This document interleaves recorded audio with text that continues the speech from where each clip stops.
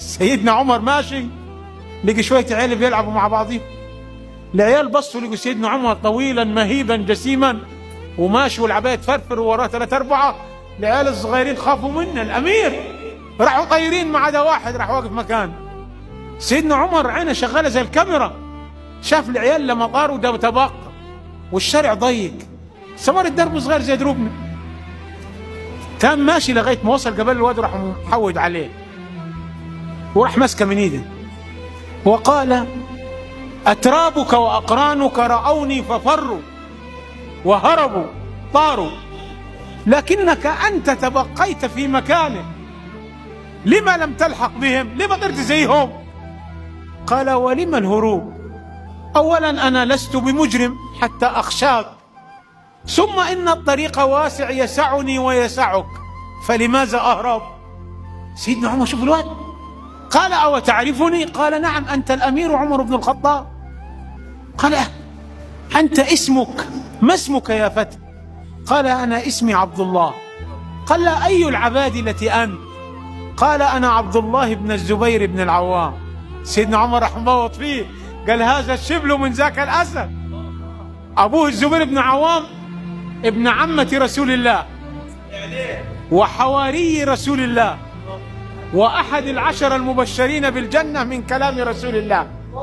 وعبد الله بن الزبير ده يعني قتله الحجاج بن يوسف وعلق رأسه على باب الكعبة وقال: أي واحد يعدي وبص هاتوه.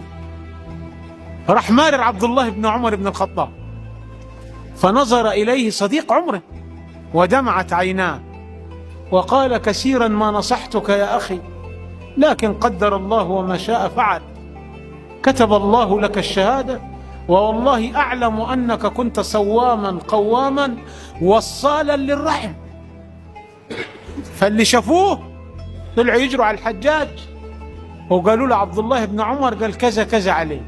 قال: نزلوه وروحوا هاتوا لي أمه أسماء بنت أبي بكر ذات النطاقين.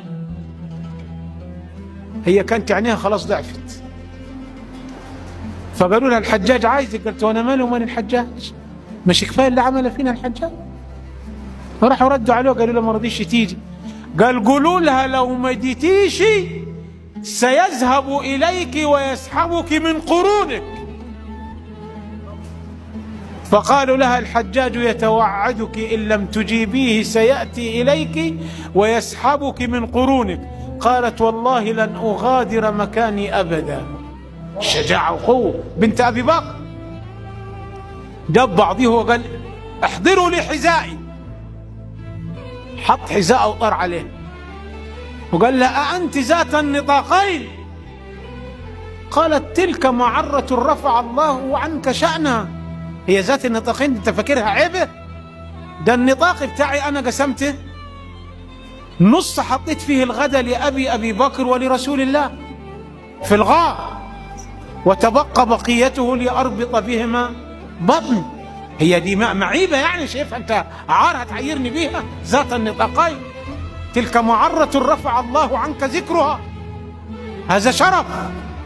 قال: أرأيت ماذا فعلت بابنك عدو الله؟ قالت: عبد الله بن الزبير عدو لله، إذا ما تكون أنت؟ قال: أولا يكفي أن الله نصرني عليه وفعلت به ما رأيت؟ قالت: لا، الأمر على غير هذا، الأمر على غير هذا. قال لها: كيف؟ قالت: نعم، أنت أفسدت عليه حياته لكنه هو أفسد عليك آخرتك، وإلى ديان يوم الدين نمضي، وعند الله يجتمع الخصوم.